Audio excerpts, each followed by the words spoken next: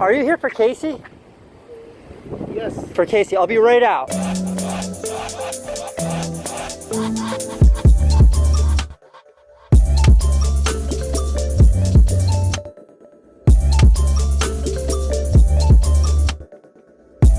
it. Wait, we're still running. What's up, man? I'm running. We're all forever stopped. Hey, Sean, less vlogging, more jogging, buddy.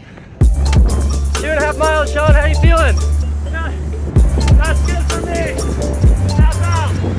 He's literally stopping. Let me keep going. Oh, quick 8-mile run. I lost Sean at mile 2. Haven't seen him since. Sorry I was late. No problem. I had to get my run in, you know? Busy morning because at 11 this morning, Samsung's doing their big like unboxing event. So I'm going to that this morning, then I gotta get back downtown to work.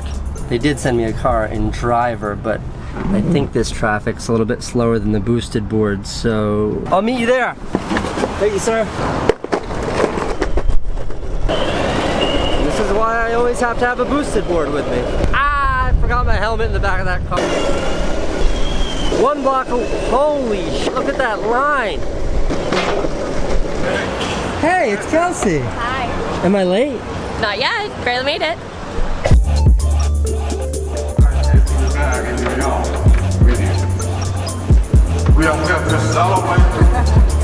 This screen is ridiculous.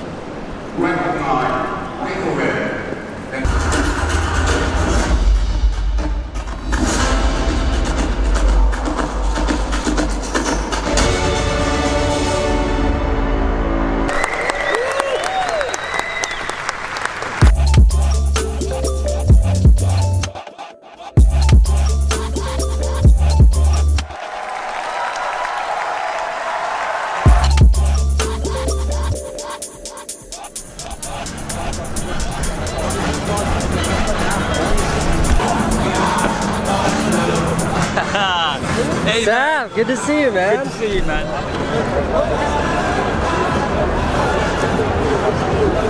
Look at this screen. Look, I'm standing on it. Security told me not to come out here, but look at this screen. I want this in my house. Hey, you need a big house for that.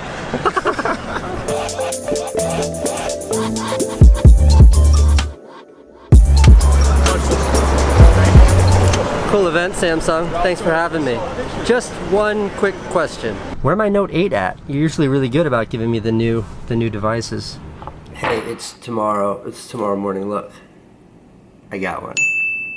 I don't know if you saw, but yesterday I posted a video when I went to see the total solar eclipse. It was amazing. But a lot of people have been asking, how did I shoot the actual scene when the eclipse happened? Because I had a lot of coverage, so I thought I would explain.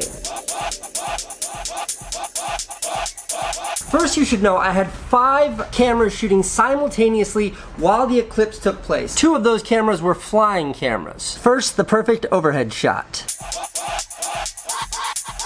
About 5 minutes before the eclipse took place, I sent a Phantom 4 like this, straight up in the air, about 1,500 feet above the ground where I was standing. Camera pointed straight down like this. Then I set the location to lock so it wouldn't move too much, and I hit record. And then I just kind of forgot about it. Second camera, the one that went over the crowd just as it got dark. That was this custom Casey Neistat Mavic right here. Setting a trajectory on the app, the minute it got dark, I just hit start through the controller. So this thing went by itself. Third camera, that was that wide angle spinning time-lapse shot. I got that by putting a GoPro Hero on an egg timer, just going tick, tick, tick, tick, tick, tick, tick, tick, tick. And that's why in the last shot of the video, when you see me pull this thing down, you can actually hear the egg timer. Fourth shot, that's the shot of the sun staring directly into the sun. That was done using the camera that I'm actually filming this on right now, which is a Panasonic Lumix GH5 with a long lens on it, and then I put little sunglasses over the lens to create a filter and film the sun. I had to remember to lock focus and lock exposure before I hit record. Camera number 5 was like the camera I talked into, it was like the main vlogging camera, and that was this here Sony RX100 Mark V. This I used because it has the best low light, and I knew no matter how dark it got that this thing would give me like a consistent, rock solid image. Plus, the big camera here was busy shooting the sun.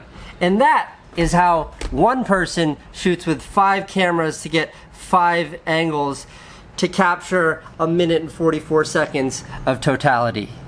Are you telling me that you built a time machine? The Dolby Theater, Austin, Texas. This is where the movie will be showing today. Big day. Yeah, that was Austin, Texas for the South by Southwest Film Festival 2008. Check this out.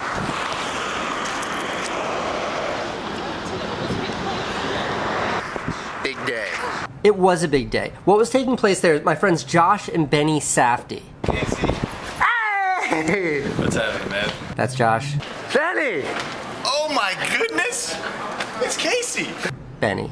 They made this movie. I sort of helped them make it. I organized the funding for it. For that, they bestowed me with an executive producer credit. But this was us premiering the movie at a film festival for the first time. Josh, how do you feel about this screening? Terrible. We were nervous. It was a great movie. Those guys made we made a great movie, but this was a tiny, tiny theater. There weren't that many people there. What's up, man? It's not that crowded. Right here, I'm introducing the director, Mr. Josh Rush. As janky as that looked, that was a really big deal for us. Yeah, and then Casey Neistat, who's here, executive produced it. Josh and Benny, those two guys, they're two of my oldest friends. They're two people that have motivated and inspired me as a filmmaker my whole life. And I'm talking about them now because they have a huge feature-length, like big-time movie that's coming out in all the movie theaters this weekend. That's where they started. You guys ready? You guys want to rock? And they made it. They did it. Their movie that comes out this weekend stars Robert Pattinson, that huge, really handsome movie star. Those guys did it.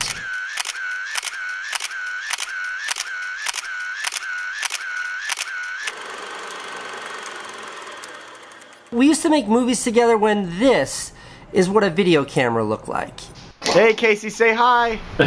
Hey. Hey. I'm not being paid for this or anything. They're just my friends. I love those guys, and any promotion I could help them with, I would do. As if that isn't enough to celebrate, who produced their new smash hit feature-length movie? My dear friend Oscar. It's not Matt Ross.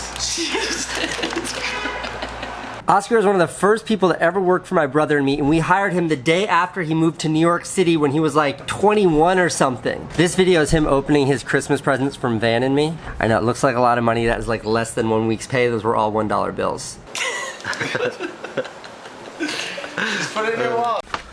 Look, the movie is called Good Time. Directed by the Safdie brothers, that's Josh and Benny. Produced by Oscar Boyson. Oscar, how did you go from being my assistant to a famous big-time movie producer? Just by never taking no for an answer and following, believing I could do anything, which I learned in the Neistat studio. All right. Seriously, this guy would just, over and over again, I'd never seen anything like it. He would just say, "You're smart, figure it out. You're smart, figure it out. You're smart, figure it out. I don't care how long it takes, just make it beautiful." And that sounded a little weird at the time because you're used to working at a restaurant or being a landscaper.